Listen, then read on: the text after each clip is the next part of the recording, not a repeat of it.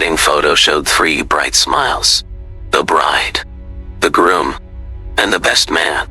One of those smiles was fake. Not happy. Just ready. Detective Olivia Hart sat at her desk. Her red blazer looked sharp under cold lights. Her coffee tasted like old regret. The Morrison case file lay open. 5 years of paperwork. 5 years of one wrong story. David Morrison was serving life. Convicted for killing his wife, Sarah. He never admitted it. He refused early release deals. He refused to lie. He chose prison over a fake confession. Detective Marcus Cole stopped beside her desk. His blue shirt was wrinkled again. He looked like he had not slept. "The Morrison case?" Marcus asked. "Why touch it now?" Olivia slid a manila envelope forward. The return name read Emma Morrison, Sarah's younger sister. "It arrived this morning," Olivia said. "Emma found something in her mother's attic." Marcus opened it carefully. A letter fell out. A small key followed. The letter was dated 3 days before Sarah died. It was addressed to Emma. It was never sent. Marcus read in silence. His face changed line by line. His jaw tightened. Olivia watched him closely. The eyes never lie. Marcus looked shaken, not curious. "Sarah planned to leave David," Marcus said. "But not for another man." Olivia nodded once. She was scared of a stalker. Someone close to her life. The letter described gifts. Flowers with no card. Notes under her windshield. It described fear in plain words. It described footsteps behind her. It described someone who knew her days. It also mentioned a storage unit. Sarah said she stored proof there. The key belonged to it. Marcus turned the key in his palm. "Where is it?" he asked. "West Side Storage," Olivia said. "Unit 47. They drove across town with no jokes. Both understood the stakes. If this was real, David was innocent. West Side Storage looked run down. Paint peeled from metal doors. A camera blinked above the office. Unit 47 sat far in back. Hidden from the street. Hidden from easy eyes. Olivia turned the key. The lock clicked open. The door rolled up slowly. A cardboard box sat inside. One word was written on it. "Evidence." Marcus lifted the box carefully. It was heavier than expected. He carried it like it could break. Back at the precinct, they opened it. The conference room felt too quiet. The air hummed from the vents. Photos spilled onto the table. Sarah at work. Sarah at the grocery store. Sarah at the gym. Sarah at the bank. Sarah walking to her car. The dates formed a clear pattern. It lasted 8 months. The shots moved closer over time. The first photos were distant. The next ones were near. The last ones felt impossible. Olivia sorted them in order. Her fingers moved fast. Her breathing did not. Some photos were taken through windows. Some from parked cars. Some from places that made no sense. Then Olivia hit the final stack. Her stomach tightened hard. Her hands stopped. These photos were inside Sarah's house. Sarah was asleep in bed. Someone stood close to her. Olivia flipped one photo over. A message was written on the back. Just 2 words. "Still mine." Marcus stared at it. His face went blank. His hands tightened into fists. For more shocking twists, subscribe and stay close. Marcus found a recorder under the photos. Several cassette tapes sat beside it. His voice dropped low. "Please tell me this is not what I think." He pressed play. Sarah's voice filled the room. It sounded small and terrified. "Emma, if I disappear," Sarah said, "find these tapes. They explain everything." Her voice cracked. She took a breath. "Well, I'm Pete." Then she kept talking anyway. "Someone follows me," Sarah whispered. "They know my routine. They know my schedule." She described red roses with no card. Chocolates from her favorite store. A necklace chosen perfectly. "At first I thought it was sweet," she said. "Then I felt watched. Then I felt trapped." Olivia listened without blinking. The eyes never lie. Olivia's eyes showed anger. Sarah described changing her routine. Different routes. Different stores. The stalker still showed up.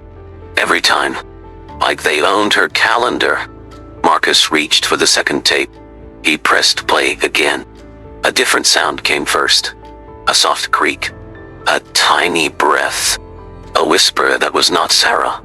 Olivia leaned closer to the speaker. Marcus froze mid-breath. The whisper came again. "Good night." Sarah's voice resumed after that. She sounded unaware. She sounded too tired to notice. Olivia shut the recorder off. Her hands shook for 1 second. Then she forced them still. "He recorded inside her home," Marcus said, "while she was alive." Olivia nodded once. Her voice stayed flat. "That is not a stalker," she said. "That is a predator." On the last tape, Sarah mentioned coffee. Someone brought it to her desk. It was made exactly how she liked. Marcus rewound that line twice. "Coffee means access," he said. "Coffee means someone close." Olivia opened Sarah's employment records. Riverside Marketing Agency. Account Coordinator. The original investigation focused on David. It focused on his alibi. It barely touched Sarah's work life. Marcus pulled the trial transcript. He scanned witness lists fast. His finger stopped on a name. Michael Torres. Olivia's face did not change, but her posture did. She recognized the name. Michael was David's best friend, Olivia said. He was the best man. Marcus stared at her. That was never treated as a lid. It was treated as support, Olivia said. And that is the problem. They requested the old evidence box. A clerk rolled it in. Seals were dusty and unbroken. Olivia read old notes line by line. The first team stopped early. They settled on the easiest story. Marcus checked what was missing. No full neighbor interviews. No deep workplace review. He found a note about blocked calls. Sarah received them for weeks. The note was dismissed as junk. Now it looked like pressure. Now it looked like control. Now it looked like someone testing her fear. Olivia went to Captain Rowe. Rowe's office smelled like stale coffee. A newspaper sat on his desk. Rowe did not smile. "You open this," he said. "You open our mistake." Olivia placed the letter on his desk. Then the photos. Then the recorder. Rowe stared at the sleeping photo. His face tightened. He looked away. "Get me proof," Rowe said. "Not theories. Not feelings." Marcus took the photos to the lab. A tech named Sato met him there. Sato moved like nothing surprised him. Sato studied the prints under light. "This is high quality," Sato said. "Telephoto lens work?" Marcus asked about reflections. Sato scanned several photos. He zoomed into a window corner. A face shape appeared. Not perfect, but clear. A jawline. A nose. Sato printed the enhancement. Marcus carried it back fast. Olivia studied it for a long time. "The structure matches Michael," Olivia said. "I still need more." They went back to the storage box. They checked every item again. Slow and careful. Marcus found something under a flap. A small plastic bag. 2 house keys inside. A piece of tape labeled them. Front door. Back door. Olivia stared at the keys. Her throat went tight. "Sarah never gave these to Emma," she said. Marcus nodded slowly. "He made copies. He kept them like trophies." They also found a thin notebook. Not Sarah's handwriting. Different pen pressure. It listed routes and times. It listed David's shifts. It listed Sarah's gym days. One page had one line circled. Friday, alone. Olivia closed the notebook. Her voice stayed low. "This is premeditated," she said. They went to Riverside Marketing. The receptionist was new. The office manager was not. Patricia Wells met them in a small room. She looked tired before they started. She remembered Sarah well. Sarah was good at her job, Patricia said. She was kind. She kept to herself near the end. Olivia asked about relationships at work. Patricia hesitated. Then she sighed. "Michael Torres hovered," Patricia said. "He brought coffee every morning. He stayed late when she stayed late." Marcus leaned forward. "Did Sarah seem okay with that?" At first, Patricia said. Then she avoided him. She ate lunch at her desk. Patricia looked down. She stopped using the break room, she said. She stopped taking elevators alone. Olivia asked for old security footage. Patricia frowned. That server is old, she said. She checked, anyway. A backup drive existed. Patricia brought it out herself. They watched footage at a small desk. Sarah sat at her computer. Michael approached with coffee. He leaned in too close. Sarah smiled, but it was thin. Her shoulders tightened. Sarah's eyes flicked to the exit. She looked like she was measuring distance. She looked like she wanted space. Olivia paused the video. She rewound and replayed. She watched Sarah's hands. Sarah's fingers curled under her desk. She hid her discomfort. She hid fear with manners. She was managing him, Marcus said. She was trying not to set him off. Olivia nodded once. That explains the silence, she said. She feared what happens after reporting. Patricia added one more detail. Her voice dropped to a whisper. Sarah asked about hidden cameras, she said. She asked if anyone could access her desk. She asked if the break room had blind spots. Marcus looked at Olivia. That was not paranoia. That was survival. Patricia swallowed hard. He quit months after Sarah died, she said. He said he needed a fresh start. Where'd he go? Olivia asked. Portland, Patricia said. That was his plan. Back at the precinct, they built a timeline. No guesses, only facts. Michael had access. Michael had time. Michael had equipment. He knew David's shifts. He knew when Sarah was alone. He knew how to sound helpful. Marcus ran Michael's financials. Debt grew after Sarah died. A bankruptcy filing appeared later. Marcus checked pawn records. A receipt surfaced from a shop. It listed camera gear. Olivia pushed for shop footage. The shop still had old archives. They found a clip. A thin man stood at the counter. He kept his head down. He paid in cash. The face matched the enhancement. The match was now solid. Olivia made her choice. We confront him, she said. But I want David first. They drove to Millbrook prison. David sat behind glass again. His hands stayed still on the table. Olivia introduced herself. David watched without trust. The silence lasted too long. Marcus placed the enhancement print down. David stared at it. His breath caught. That is Michael, David said. His voice sounded scraped raw. Olivia asked about Sarah's behavior. David swallowed hard. She stopped sleeping, he said. She checked logs twice, he said. She jumped at every sound. Olivia asked about Michael's help. David looked away. He was always around, he said.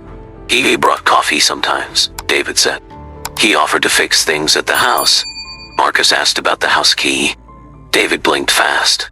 Michael watered plants once, he said. During our honeymoon, David added. He joked about copying keys. I thought he was kidding. Olivia's stomach dropped again. That joke fit the keys. It fit the notebook. David pressed his palm to the glass. Bring me the truth, he said. Even if it ruins me. They flew to Portland that evening. Rain greeted them at the airport. The city looked gray and busy. Michael's building sat in a rough area. Peeling paint. A flickering hallway light. They did not knock right away. They watched from the car first. They learned his routine. Michael left before dawn. He walked to a corner cafe. He ordered coffee, black. He sat alone by the window. He watched strangers pass. His hands shook around the cup. Marcus took photos from the car. Olivia watched Michael's face. He looked like someone carrying a secret. They followed him back. They waited until evening. Then they climbed the stairs. Marcus knocked hard. Michael Torres, he called. We have a warrant. Footsteps approached, slowly. A peephole darkened. A chain slid. The door opened. Michael looked older than his years. His face was thin and pale. Detectives? He asked. Is this about David? Olivia watched his eyes. The eyes never lie. Michael's eyes screamed fear. It is about Sarah, Olivia said. We found what she hid. Michael stepped back. His face lost color. His hand shook on the door edge. Marcus held up a stalking photo. Sarah leaving the office. A reflection in a window corner. Michael stared at it. His mouth opened, then closed. His shoulders slumped. Olivia laid more photos on his table. Grocery store. Gas station. Tall. Bank line. Gym entrance. Then she placed the sleeping photo down. Michael flinched like it burned. He looked away too late. His apartment was spotless. Too organized. Like someone fighting panic. One framed picture sat alone. Michael and David at graduation. Two friends smiling wide. Olivia kept her voice calm. "Tell us the truth," she said. "Right now." Marcus began the search. Closet, door, kitchen door, bathroom babies. Then a locked drawer. Marcus forced it open. Olivia stepped closer. Inside was a small device. A hidden camera. The kind you can hide anywhere. There was also a memory card. Marcus held it up. Olivia's face stayed hard. They checked the files on a laptop. A folder opened. Sarah's name was on it. The first video loaded. A bedroom angle. A ceiling corner view. Dotty. Sarah walked into frame. She changed clothes behind a door. She never knew she was filmed. Olivia's stomach turned. Marcus slammed the laptop shut. His voice shook with rage. "He did not just watch," Marcus said. "He recorded." Michael covered his face. A sob slipped out. "I did not touch her," he whispered. Olivia spoke fast and cold. "You violated her life," she said. "You stole her safety." Michael shook his head. "She was going to leave," he said. "She found out I was watching." Marcus stepped closer. "So you killed her," he said. "To keep your secret safe." Michael cried harder. "It was an accident," he said. "I never planned to kill her." The confession came in pieces. Obsessed since college. Jealous after the marriage. He convinced himself Sarah would return to him. He convinced himself David did not deserve her. He built a fantasy and lived inside it. He started with small watching, then photos, then gifts. He learned her favorites on purpose. He copied her taste like a mask. He wanted her to feel chosen. He got the house key during the honeymoon. He made a copy. He returned the original. He entered when David worked nights. He planted the camera. He told himself it was harmless. Then Sarah confronted him at work. She had footage from her building. She threatened to report him. Michael panicked. He went to the house that night. He knew David was working late. Sarah ran toward the kitchen phone. Michael grabbed her arm. They struggled. She fell hard. Her head hit the counter corner. Blood came fast. Michael froze. Then he ran. He chose himself over truth. He wiped surfaces quickly. He left David to find her body. He let the police do the rest. "I thought it would come out later," he sobbed. "I thought someone would figure it out." Olivia's hands clenched. "You testified against him," she said. "You helped bury him alive." Michael nodded through tears. "They asked me questions," he said. "I gave them what they wanted." Marcus read him his rights. Portland police arrived minutes later. Michael did not resist the cuffs. He asked one question as they walked out. "Will David ever forgive me?" he whispered. Olivia did not answer. Some questions do not get comfort. Some answers are silence. On the flight back, Michael stared out the window. Olivia made calls from her seat. Marcus wrote notes without stopping. The prosecutor agreed to move fast. A judge agreed to hear it quickly. Rowe agreed because he had no choice. If betrayal chills you, subscribe for the next case. At the courthouse, reporters gathered outside. Cameras clicked and shouted. Olivia walked past without a glance. Inside, the judge reviewed the new evidence. The letter, the tapes, the photos, the lab enhancement, the work footage, the keys, the hidden camera files. The judge listened to Sarah's voice. The room stayed still. Even the clerk looked away. Then the judge looked down at David's file. He paused for a long moment. He spoke one clear sentence. Mr. Morrison is released immediately, he said. Millbrook opened its gates the next morning. David walked out into cold daylight. He blinked at the sky like it was unreal. Emma waited with clean clothes. Her hands shook as she held them out. Tears ran down her face. "I am sorry," Emma whispered. "I should have found it sooner." David took the clothes. His hands trembled. He did not hug her yet. Olivia stood near the gate. Marcus stood beside her. Neither tried to look heroic. David looked at Olivia. His eyes were tired and careful. He looked like someone expecting a trick. "It is over," Olivia said. "It is really over." David nodded once. He breathed in slowly. His shoulders dropped a little. Olivia offered the recorder. David held it for a moment. His thumb hovered over the button. He lowered the gun.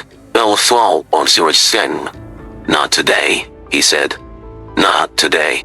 Marcus spoke softly. "Freedom is not a refund," he said. "It is just a door." Olivia nodded. "It still hurts," she said. "It will hurt for years." David walked to Emma's car. He moved like his body forgot choices. He paused before the passenger door. He stared at the open road. Then he got in. Then he closed the door gently. Michael was extradited without a fight. He signed papers in Portland. He looked tired, not brave. Back home, he pled guilty.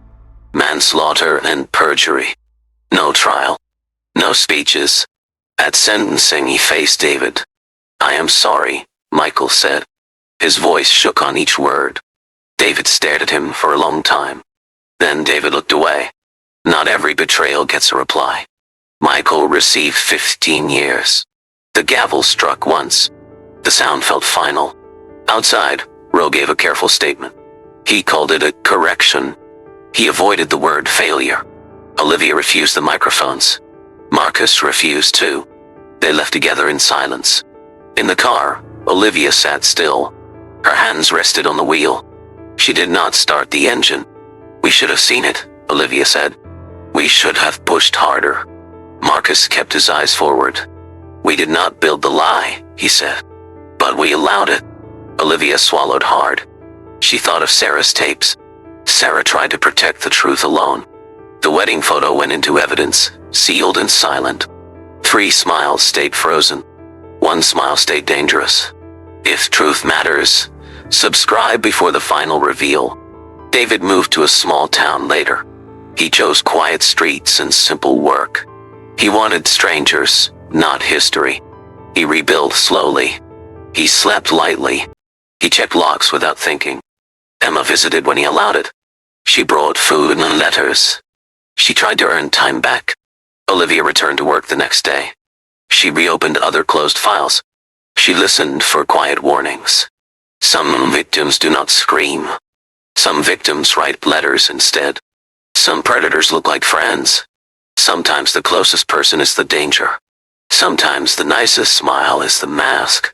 Sometimes the truth arrives too late. How would you rate this story out of 10? Tell us in the comments. To support the channel, subscribe and turn on notifications.